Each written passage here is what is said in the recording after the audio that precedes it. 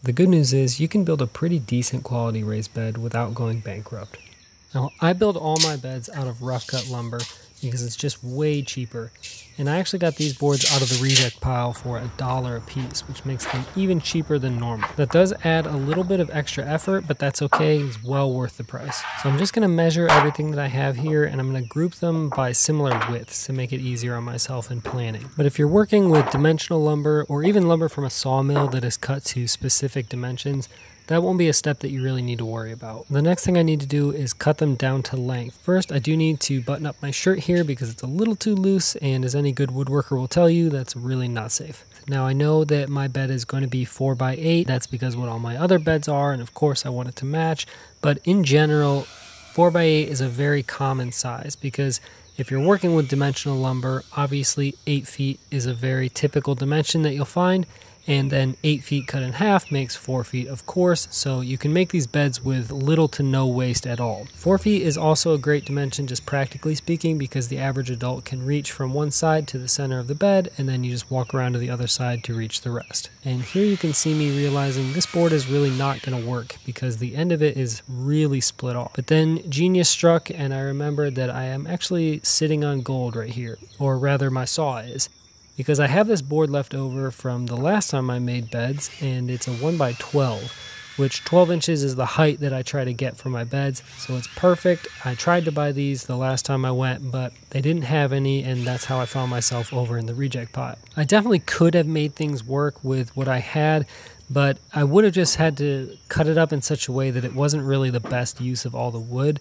But using this board right here, because it's already perfectly 48 inches by 12 inches, is a much better use of resources, and I'll save that other full board for a different project. I like to assemble my beds on a flat surface and then move them out into the garden. I happen to have this little tiny patio that the builders poured in my backyard, so it's pretty close to my garden anyway, but I also recognize that, I'm perfectly able-bodied and not everybody will be able to move the finished beds out there.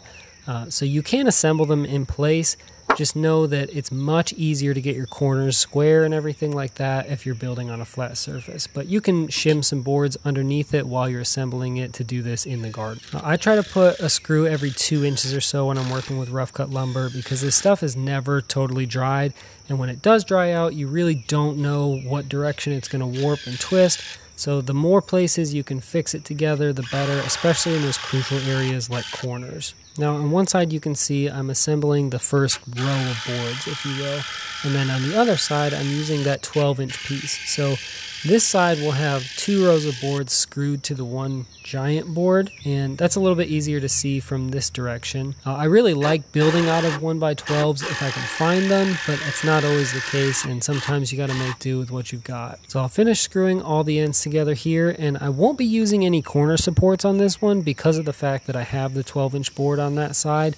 Kind of makes this whole assembly into one piece, functionally speaking, and it'll be really sturdy, especially after I put 6 screws per corner. And then I'll come around to the other side and finish screwing this top row of boards together.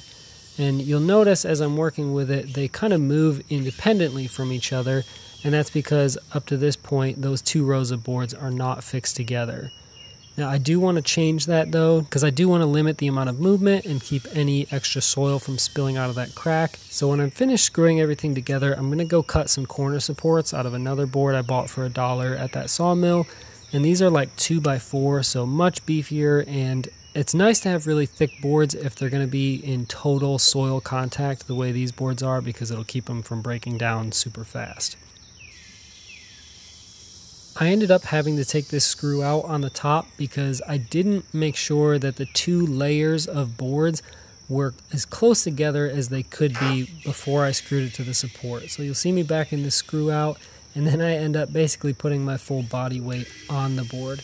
And that's just because there was a slight bow in the wood, which is totally normal with rough cut wood, and then I'm just going to put that screw back in. So I'll finish screwing everything together here, making sure it's sturdy. You don't need really as many screws when you're going from the boards to the corner supports, but I like to put at least 1 per board and then maybe screw both sides of the corner as well. Again, just to limit that movement, keep everything together when it does dry out, and keep it from twisting. And now that the bed's ready, we're going to drag it out into the garden. Now I already knew that someday I would be adding another bed into this garden. So you can see here when I put the wood chips down, obviously I left space for it. So I'm going to rake off the top layer of these larger chips that haven't really broken down, but underneath I'm going to leave all of this stuff because what I have here is essentially an inch of pretty broken down compost that's going to give me a nice little layer underneath my bed to work with. Now, I mentioned earlier that I build all of my beds out of rough cut wood, and that's purely for cost. It's just so much cheaper than any wood that you're going to find if you walk into a big box store and buy it off the rack. But for garden beds, there's really no advantages to planing your wood down and sanding it up all nice. Will it look good? Sure, but that doesn't help it hold dirt any better. I also love rough cut wood because you generally have access to a larger selection of hardwoods.